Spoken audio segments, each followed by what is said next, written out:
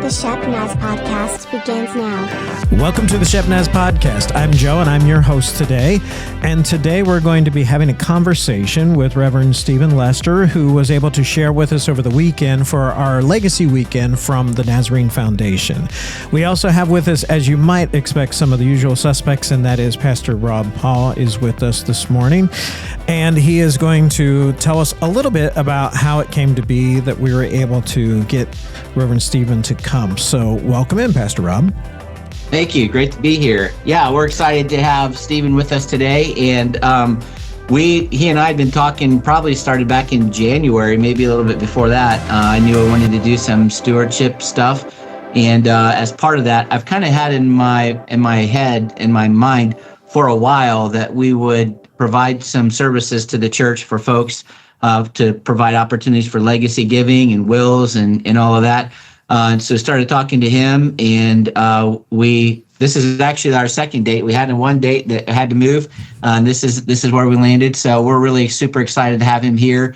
But as you know, we're kind of on the heels of a couple of weeks talking about stewardship, and so having him come in was going to be a great way to wrap that up and help us with some resources that the church has to help us with our stewardship. Well, and this worked out great because we're in the middle of a series that we're calling Rhythms of Grace, and we're just looking at different aspects of our spiritual life, whether that be prayer or Bible study or discipleship or evangelism, and part of that is giving. And I remember as we started this series, you kind of talked about how we can get ourselves in the right channel to receive from the Lord, but we got to get into the stream. And so part of this, this subset of teaching about giving is getting into that stream. So if you could talk a little bit about that, Pastor Rob.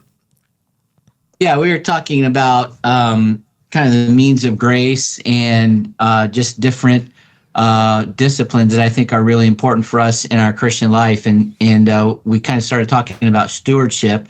And as we talk about stewardship, one of the things I like to say is that if I'm giving, I'm probably growing.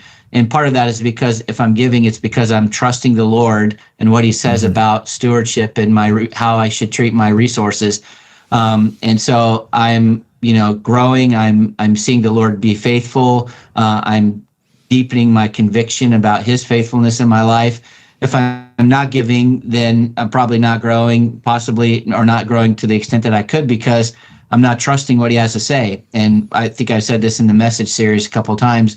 It's really interesting to me that people are willing to trust God with their eternal salvation and what He says, but we're not willing to trust what He says about how we should treat our resources. And so I just think those kind of go hand in hand together. And so, yeah, we're super excited about this. And we did the 90-day tithe challenge a week or so ago. And we had several people who are participating in that, and a lot of people who are already regular givers, of course. But super excited about that. But one of the things I think that Stephen brings to the table for us is that stewardship, good stewardship is going to continue on even after we go to heaven, because we work so hard to build our resources and everything, and you can't take them with you, obviously. And so what can we do with them to continue to build the kingdom when we're gone? And I know the Nazarene Foundation has a lot of resources to help us with that. So super excited about the opportunity that we have to learn about those opportunities. And we're definitely going to get into what the Nazarene Foundation does and everything that there is to offer there. But, before we do that, we love hearing the stories of how people come to Christ, how they answer the call to ministry. And so, Reverend Stephen, if you would walk us back to how it was that you came to the Lord, and then eventually when you felt and answered a call to ministry. I grew up in a little town called Liberty, Indiana, which is not too far from you. And a neighbor invited my mom and 5 kids to church on an Easter. And as a little kid, as a 4-year-old, I was excited because the church met in the community center, and in the bottom of the community center was the fire department. So I was going to church with a bunch of fire trucks. That was exciting to a 4-year-old kid. Oh, yeah. Yeah, it was awesome. If this is what church is like, sign me up. What happened? I grew up in the church, PBS, Sunday school. I had the pins, that we used to do for perfect attendance. I had them. Oh, yeah. But what was exciting, I was 16 years young, Sunday night service, storming outside. My mom and I were the only two there on that Sunday night from our family.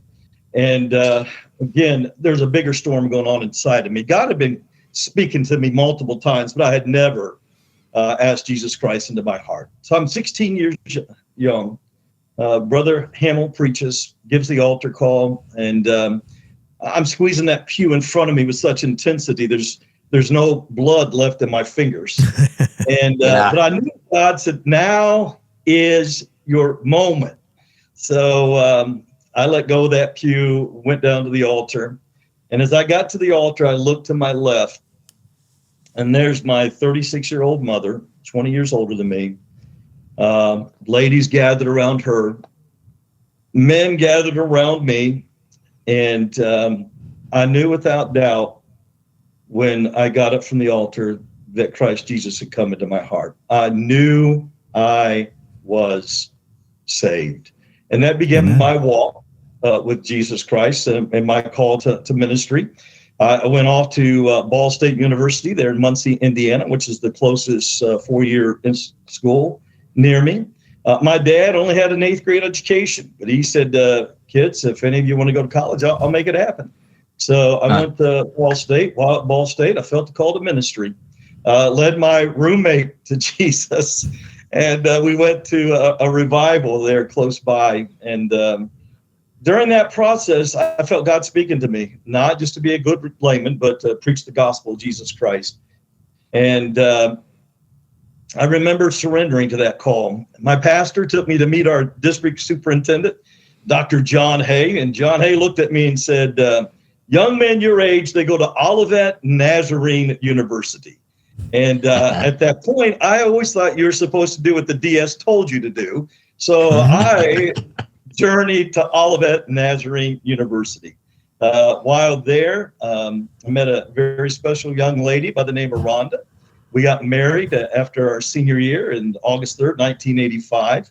And it was just, it's been a great journey of submitting. But I did not get sanctified through and through until November 6, 1985. The one thing I could not put my arms around, can I really trust God financially? Can I really trust him to take care of me? As you said, we talk about this stuff, we trust him for eternity, but do we really trust him about the things in the physical realm that take care of us? And so that was the last area I sold out. It was giving him lordship of my finances, stewardship. It was his. And so that happened at that time. And from there, Rhonda was doing a dietetic internship in Chicago. We moved from there to Kansas City, enrolled at and did my MDiv at Nazarene Theological Seminary. But I love the church. I owe the church everything. It's where I heard the gospel preached and where I gave my life to Christ. It gave me a chance to be discipled. It gave me a chance to be educated. It gave me a chance to fulfill my call. I knew that God was calling me into Christian service, and the church for 31 years allowed me the sacred privilege of preaching the gospel and carrying the title pastor. So I love the church. Amen. Awesome. Great. Now, as you got into the ministry, maybe you can, I know that you said you had been in ministry for 30 years before you decided that you were kind of answering another call to the Nazarene Foundation. So give us some of the highlights of the pastoral ministry years. Sure. Out of seminary, I went to Miami, Oklahoma. It was called Miami, not Miami. And while there, the church doubled. No children, 28 senior adults. By the time we left, we had 28 kids, 3 and under, in the nursery. Three and a half years later. Then went to Peoria First, a great church with an awesome heritage and good memories there. And that church more than doubled and became quite much younger. And then we went off to Estill Springs, Tennessee, a great church, a rural church that is very country, but just got big. Today it runs over 600. What a great 10, almost 11 years. That would be our kids' home church that they grew up in. And so that was a lot of fun being a part of watching several people come to know Christ. I will never forget the year that we planted a church called Real Life in Murfreesboro. And one of my staff came to me and said, "Hey, God's calling me to launch a church in Murfreesboro. What do you think?" I said, "That's great.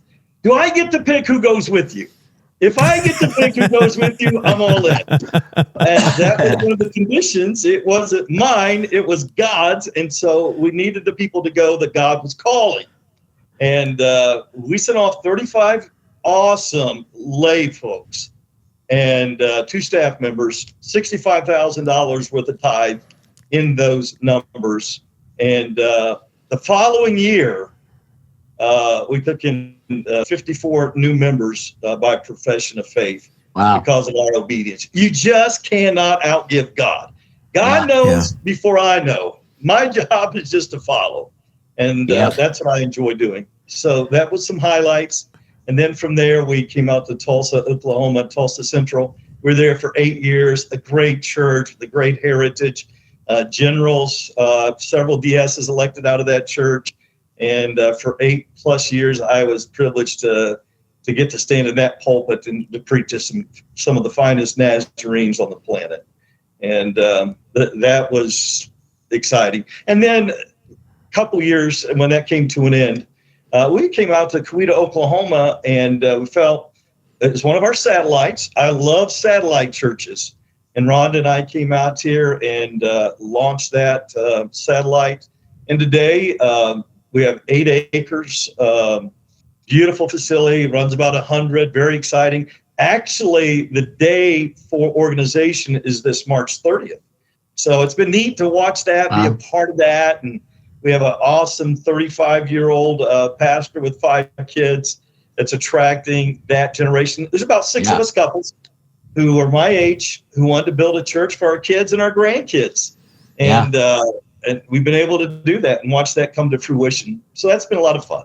And then the last 3 years, I have been full-time traveling for the foundation, speaking about, 40, 45 different churches a year, preaching, teaching. It's been a lot of fun. Wow. You know, one of the themes that I was hearing throughout the stories that you were sharing was trusting. And I want to circle back to when you were doing this church plant and basically letting 35 of your all-stars out the door. And speak to that for a moment. I'm sure as a pastor, that's a scary thing to do. When you look at what is required for the day-to-day for church to do what church is supposed to do, and you begin to rely on certain individuals, and to be able to let go of 35 of those people that you were counting on in order for the hope of what could happen. If you would speak to a little bit about this process of being able to let go of what you think you need as opposed to maybe what God has in mind. That $65,000 was 20% of our budget. I knew the staff folks that we were sending, this was their call. And as pastor, part of my responsibility is to make sure people hear the voice of God and have the courage to follow the voice of God.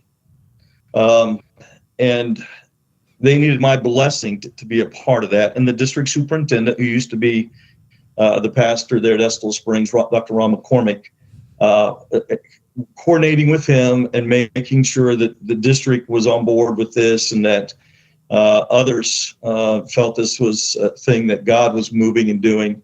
After that confirmation, I had to wrestle with God alone and say, okay, God, why would you bring me here? This thing has taken off and got some of the greatest resources that this church has. And then I heard a still small voice. They weren't mine. They were his. And I don't ask God to play on my team. I ask God if I can play on his team. And that his plans are greater than my plans. And that I had to trust the word, whether or not I could live in obedience to the word. That the God I serve, does he really keep his promises? Yeah. If I put him first, will he supply above and beyond and demonstrate again that he rewards obedience? That's what he wants. He wants to pour out more blessing than we can contain, but he wants us to demonstrate that we're trustworthy with those blessings. And I felt that was a part of that process. And the beauty of that church, Real Life, now has planted 2 other churches as a part of their DNA that are doing well in the city of Murfreesboro. But that's a God thing. And God blessed us again the following year, 50-some new Nazarenes and a record giving. So that was confirmation to our people. I had to believe that first before I could convince my people that this is what God was doing. And this was a God thing. And then to see that affirmation, to see God bless us because we were obedient. Even though we didn't have all the answers, we knew we were following the one who had the answers, and that due time he would reveal those why he was doing what he was doing. Yeah, amen. That's good. Yep, well, very good. It's certainly a testimony to what we can see God do if we give him room to do what he wants to do. Well, before we wrap up for today, if you would now take us from the point that you were in ministry and already very successful in the pastorate, and now you're hearing this call. How did this happen that you transitioned to the Nazarene Foundation? Still in ministry, different chapter. Totally different chapter. At heart, I'm still a pastor. I want God's best for his children and want to live in obedience to his word. But Dr. Mark Lale called me, the president of the foundation, and talked to me what I consider perhaps joining their team. So I asked Dr. Mark, I said, well, what's the job description? What would you want me to do? I don't know if my gifts and talents and graces would actually fit. I'd like to see a job description. He said he would get me one. I've been with him 3 years. I still do not have a job description. Yeah. But I knew I've this. been around And people like that. Rhonda and I, everything we did in ministry, we've done together. I've been married to Rhonda. It'll be 40 years on August 3rd. She is definitely a part of who I am. I've never made a decision in ministry calling to wherever we pastored without Rhonda being wholeheartedly on board. But I shared with Rhonda, I said, why do we do this? And here's what we came to understand. I was approaching 60 years of age, and I figure I probably have 10 more good years in me. And how would I use those 10 years most effectively? What we do at the foundation allows us to help Christians to understand how to use their assets in such a way while they're alive and when they're in heaven. And I thought to myself, this is a long-term. This is a long-term assignment. If you're looking for instant gratification, this is probably not it. But if you want to try to weigh what you might be able to do long term, then this might be something to consider. And as I began that process, and Dr. Leah walked that with me through that option and what it would look like to be a member of the team at the foundation, I just felt confirmation after confirmation. It was like a 3 to 4 month process. And it allowed me to have time to process what I fit. I enjoy meeting people. That's the natural part. Preaching, enjoy that. Being in the pulpit, talking to people about how to magnify their gifts.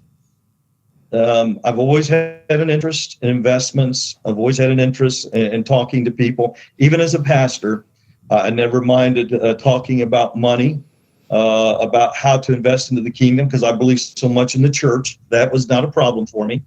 And in the beauty of what I do now is I really encourage a lot of pastors just to help them, encourage them, talk to them about where they're at. And, I think it's important that we have someone that we can trust to be able to talk to. But I enjoy what I do now and very excited about what I get to do. Got a great team. Dr. Mark Lale as our president, our executive vice president, John Twitchell. John takes care of the West Coast. Mark takes care of Mid-America, Mount Vernon, and Eastern. And I get to take care of Tribeca, Olivet, and SNU. So, but we allow one another to visit other churches if we have a relationship with those individuals. So again, I'm coming into Mark's territory with Mark's permission. But I'm excited about what the foundation, the resources of the foundation that help Christians, Nazarenes in particular, to disperse assets into things, the areas they're passionate about. And so I'm excited to be able to get to do that. Awesome.